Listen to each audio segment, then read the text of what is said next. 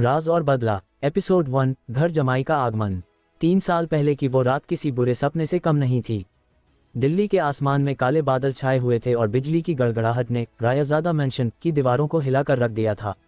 लेकिन बाहर के तूफान से कहीं ज्यादा खतरनाक तूफान उस आलीशान महल के अंदर मचा हुआ था। विक्रम रायजादा की आवाज़ पूरे हॉल में गूंजी, अभिषेक, अगर तुमने आज इस घर की चौखट लांघी तो याद रखना, तुम मेरे बेटे नहीं और मैं तुम्हारा बाप नहीं। ये दौलत, ये शोहरत, ये रायजादा सरनेम, सब तुम्हें यहीं छोड़ना होगा। दरवाजे पर खड़ा अभिषेक रुका। उसकी पीठ अपने पिता की तरफ थी। उसने मुट्ठियां भींची, फिर धीरे से पलटा। उसकी आंखों में आंसू नहीं बल्कि एक अजीब सी आग थी। ये दौलत और यह नाम आपकी दी हुई अमानत है डैड, अभिषेक ने बेहद शांत लेकिन मजबूत आवाज में कहा। लेकिन मेरी ज़मीर और मेरी जिंदगी, वो सिर्फ मेरी है। मैं वो सौदा नहीं कर सकता जो आप चाहते हैं। रख लीजिए अपनी यह सल्तनत।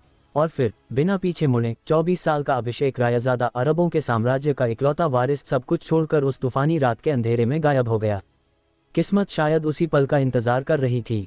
शहर से दूर एक सुनसान सड़क पर अभिषेक अपनी बाइक दौड़ा रहा था।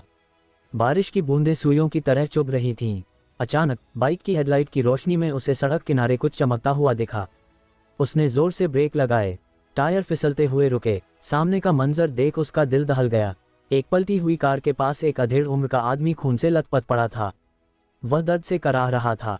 अभिषेक दौड़कर उसके पास पहुंचा। अंकल, अंकल, आप ठीक हैं? आंखें खुली रखिए। वह आदमी राजवीर मेहरा था। उसने अपनी धुंधली आंखों से उस अनजान लड़के को देखा और अपना कांपता हुआ हाथ आगे बढ़ाया।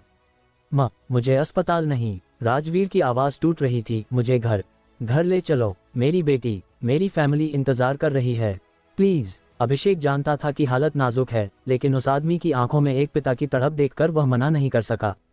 उसने राजवीर को अपनी पीठ पर लादा। उस वक्त उसे अंदाजा भी नहीं था कि जिस आदमी को वह बचा रहा है वही आदमी उसकी तकदीर बदलने वाला है। वर्तमान समय, प्रेजेंट डे। 3 साल बीत चुके थे। वक्त ने करवट ली थी और अभिषेक की पहचान पूरी तरह बदल चुकी थी। मेहरा हाउस की रसोई में सुबह की हलचल थी। गैस पर चाय उबल रही थी और बर्तनों की खनक गूंज रही थी। चूल्हे के सामने खड़ा शख्स वही अभिषेक था, लेकिन अब वह रायजादा नहीं बल्कि इस घर का घर जमाई था। अरे ओ जीजू, हॉल से एक चहकती हुई आवाज आई। यह मिशा थी, घर की छोटी बेटी। चाय मिलेगी या आज हम प्यासे ही कॉलेज जाएं? 8 बज गए हैं। अभिषेक के चेहरे पर एक फीकी मुस्कान आ गई। उसने जल्दी से ट्रे उठाए और बाहर आया। बस लाया मिशा जी, अदरक वाली चाय, एकदम कड़क। उसने टेबल पर चाय रखी ही थी कि उसकी सास कविता मेहरा वहां आ गईं। उनकी नज़र अभिषेक पर पड़ी और त्यों चढ़ गईं। अभिषेक, उनकी आवाज़ में रूखापन था। कल रात के बर्तन ठीक से साफ नहीं हुए थे। उस पर अभी भी चिकनाई थी। नौकरों की छुट्टी है तो इसका मतलब ये नहीं कि तुम काम चोरी करोगे।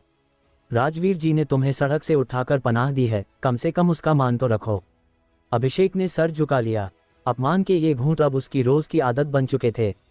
जी मम्मी जी, माफ़ कर दीजिए, मैं अभी ठीक कर देता हूँ। उसने कोई बहस नहीं की।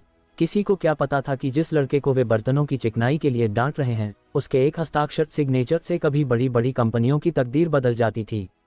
तभी सीढ़ियों पर हील्स की आवाज़ गूंजी, टक टक टक। घर का माहौल अचानक बदल गया। ये प्रियांशी थी, मेहरा खानदान की बड़ी बेटी। खूबसूरत, समझदार और बेहद अनुशासित। लेकिन अभिषेक के लिए उसकी आंखों में हमेशा एक शिकायत रहती थी। वह सीधे डाइनिंग टेबल के पास आए। उसने अभिषेक की तरफ देखा तक नहीं। मेरी ब्लू फाइल कहाँ है अभिषेक? उसने हवा में सवाल उछाला। मैंने कल सोफे पर रखी थी।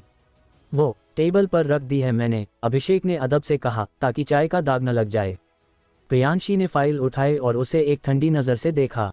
शुक्रिया, उसने ताना मारते हुए कहा, लेकिन अगली बार मेरी चीज़ों को हाथ मत लगाना। तुम सिर्फ पापा की जिद की वजह से यहाँ हो, इसका मतलब ये नहीं कि तुम इस घर के फैसलों में या मेरी चीज़ों में दखल दो। अपनी हद याद रखा करो। प्रियांशी फाइल लेकर तेजी से बाहर निकल गई। उसके शब्द किसी कोड़े की तरह पड़े थे, लेकिन अभिषेक के चेहरे का भाव नहीं बदला। वह बस उसे जाते हुए देखता रहा। मन ही मन उसने सोचा, हदें तो पार करने के लिए ही होती हैं प्रियांशी।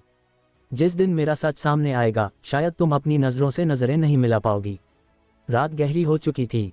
जब पूरा मेहरा परिवार सो रहा था, अभिषेक चुपचाप छत टेरेस पर गया। चांदनी रात में उसका चेहरा बदला हुआ लग रहा था, सख्त और गंभीर।